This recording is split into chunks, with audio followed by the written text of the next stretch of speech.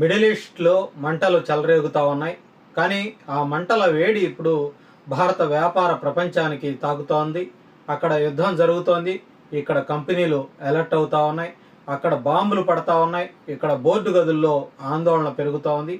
ఇదే పరిస్థితి ఇప్పుడు ఈ పరిణామాలపై దేశంలోని అతిపెద్ద వ్యాపార సమూహాల్లో ఒకటైన టాటా గ్రూప్ అత్యంత గంభీరంగా స్పందించడం గమనార్హంగా చెప్పాలి.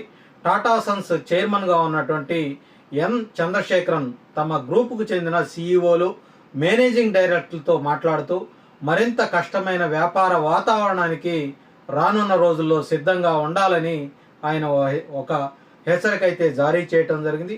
ఇది సాధారణ కార్పొరేట్ మీటింగ్లో చెప్పే మాట కాదు. ఇది రాబోయే రోజుల్లో ప్రపంచ ఆర్థిక వ్యవస్థ మరింత ఇబ్బందికరమైన పరిస్థితులు నెట్టబడవుతా ఉందని ఆయన చాలా స్పష్టంగా చెప్పినటువంటి పరిస్థితి అయితే ఉంది. చంద్రశేఖరన్ వ్యాఖ్యల్లో అత్యంత ఆందోళనకరమైనటువంటి అంశం మిడిల్ ఈస్ట్ యుద్ధం మొత్తం సరఫరా వ్యవస్థను అతలాకుతలం చేసిందన్నటువంటి విషయం స్పష్టమవుతోంది. ప్రపంచ వ్యాపారం అనేది కేవలం కొనుగోలు అమ్మకాల ఒక ఆట కాదు. అది దేశాల మధ్య తిరిగే నౌకలు, విమానాలు, ముడిసరుకు, చమురు, విడిభాగాలు, సేవలు, ఇవన్నీ కూడా వీటన్నిటితో ముడిపడి ఉంటుంది. ఆ గొలుసులో ఎక్కడైనా ఒక లింకు తెగిపోతే దాని ప్రభావం వేల కిలోమీటర్ల దూరంలో ఉన్నటువంటి కంపెనీల మీద పడతా ఉంది. ఇప్పుడు అదే ఈ భారతదేశంలో జరుగుతుంది.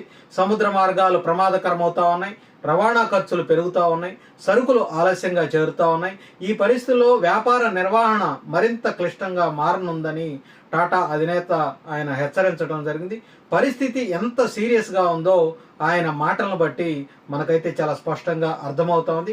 ఇక్కడ మరొక అంశం ఏంటంటే ఇది కేవలం డబ్బు, లాభాలు, మార్కెట్ల సమస్య మాత్రమే కాదు, ఇది ఉద్యోగుల భద్రతకు సంబంధించినటువంటి అంశంగా కూడా మనం చూసుకోవాలి.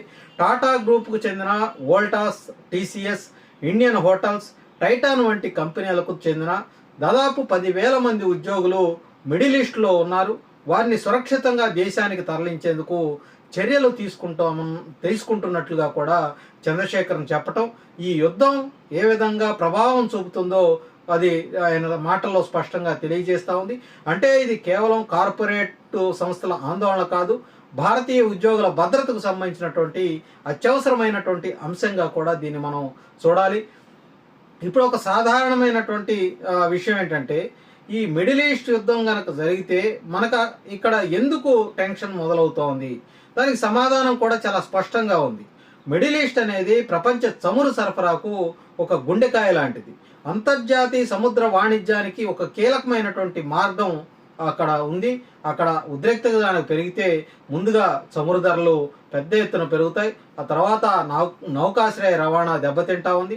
ఆ తర్వాత బీమా ఖర్చులు, రవాణా వ్యయాలు, దిగుమతి ధరలు ఇవన్నీ కూడా పెరుగుతాయి. చివరికి దాని ప్రభావం ప్రపంచవ్యాప్తంగా వస్తువుల ధరల మీద పడుతూ ఉంది. అంటే అక్కడ యుద్ధం మొదలైతే ఇక్కడ మార్కెట్ కదలిక మొదలవుతోంది. అక్కడ ఉద్రిక్తత పెరిగితే ఇక్కడ వినియోగదారుడి జేబుపై భారం మొదలవుతూ ఉంది. చమురు ధరల పెరుగుదల ఈ అంశంలో అత్యంత కీలకమైనటువంటి మలుపు. చమురు ధర పెరిగితే పెట్రోల్, డీజిల్ ఖర్చు పెరుగుతుంది, దాంతో రవాణా ఖర్చు పెరుగుతుంది. రవాణా ఖర్చు పెరిగితే మార్కెట్కు చేరే ప్రతి వస్తువు ఎక్కువ రేట్లు పెరిగే అవకాశం ఉంటుంది. కూరగాయల నుంచి కిరాణా సరుకుల వరకు, ఎలక్ట్రానిక్ వస్తువుల నుంచి గృహోపకరణాల వరకు ఒక్కొక్కటిగా ధరల ఒత్తిడి కనిపించడం ప్రస్తుతం మనం చూస్తా ఉన్నాం. అంటే పశ్చిమాసియా యుద్ధం చివరికి ఒక కుటుంబం నెలవారీ బడ్జెట్ను కూడా ప్రభావితం చేసే ప్రమాదం ఈ రోజుల్లో కనిపిస్తూ ఉంది. అందుకే పెద్ద కంపెనీలు ముందుగానే పరిస్థితిని అంచనా వేసి జాగ్రత్తలు తీసుకోవటం ప్రారంభిస్తూ ఉన్నాయి. చంద్రశేఖరన్ ప్రత్యేకంగా ప్రస్తావించిన మరొక అంశం ఏంటంటే కంపెనీల మార్జిన్లపై ఒత్తిడి. సూటిగా చెప్పాలంటే వ్యాపారాలు నడుస్తున్నట్టే పైకి కనిపించిన లాభాలు మాత్రం కనుమరుగవుతున్నటువంటి పరిస్థితి రాబోతుందన్నటువంటి మాట ఆయన మాటల్లో స్పష్టంగా మనకు కనిపిస్తూ ఉంది.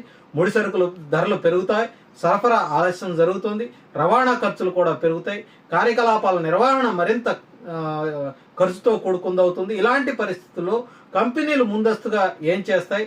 అవసరం లేని ఖర్చులను తగ్గించడం, కొత్త ప్రాజెక్టులను వాయిదా వేసుకోవటం, నియామకాలను కొంతకాలం ఆపి తర్వాత చూడొచ్చని వాయిదా వేయటం, ఇవన్నీ కూడా ఇలాంటి వ్యాపార ప్రపంచానికే కాదు, ఇది ఉద్యోగికి మార్కెట్కు కూడా ఒక హెచ్చరికగా మారే అవకాశం ఉంది.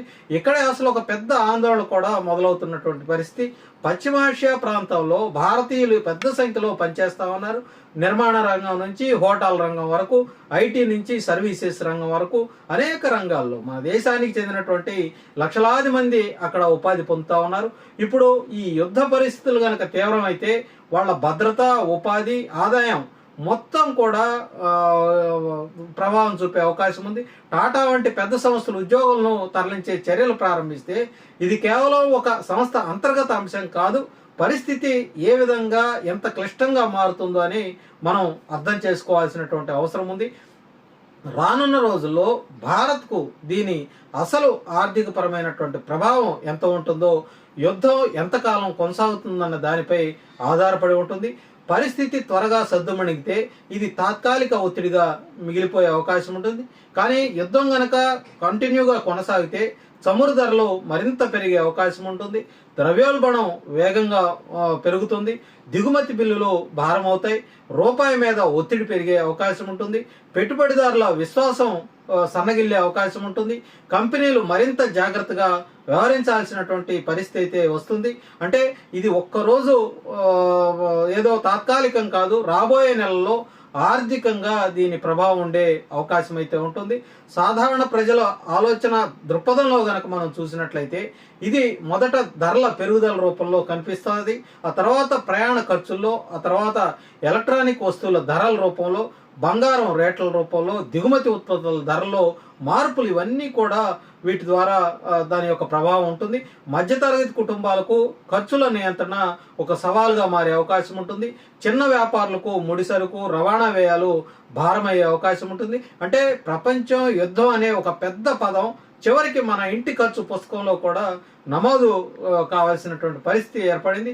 మొత్తానికి టాటా సన్స్ చైర్మన్ చంద్రశేఖరన్ చేసినటువంటి ఈ హెచ్చరికను తేలిగ్గా తీసుకునే పరిస్థితి లేదు. ఇది ఒక సంస్థలో జరిగినటువంటి అంతర్గత సమీక్ష కాదు. ఇది రాబోయే రోజుల్లో ప్రపంచ వ్యాపార వ్యవస్థ మరింత ఒత్తిడికి లోనవుతుందన్నటువంటి ముందస్తు సంకేతం. మిడిల్ ఈస్ట్ యుద్ధం సరిహద్దుల్లోనే ఆగిపోదు. దాని ప్రభావం చమురు ధరల్లో కనిపిస్తుంది, సరఫరా గొలుసులో కనిపిస్తుంది, మార్కెట్లలో కనిపిస్తుంది. చివరికి సాధారణ మనిషి జేబులు కూడా దాని ప్రభావం, జేబు మీద కూడా దాని ప్రభావం పడే అవకాశం ఉంటుంది. అందుకే ఇప్పుడు కార్పొరేట్ ప్రపంచంలో వాళ్ళంతా కూడా అలర్ట్ అవుతా ఉన్నారు. మార్కెట్లు జాగ్రత్తగా కింద పడిపోతున్నటువంటి పరిస్థితి. ప్రభుత్వాలు కూడా లెక్కలు వేసుకుంటా ఉన్నాయి. ఒకే ఒక ప్రశ్న, ఈ యుద్ధం ఎక్కడ ఆగుతుంది, దాని ఆర్థిక ప్రకటనలు ఎంత దూరం వెళ్ళబోతా ఉన్నాయనేది ఇవాళ ప్రపంచంలో ఉన్నటువంటి ఆర్థిక మేధావులంతా కూడా పెద్ద ఎత్తున చర్చోపచర్చలు చేస్తున్నటువంటి పరిస్థితి అయితే చాలా స్పష్టంగా కనిపిస్తూ ఉంది.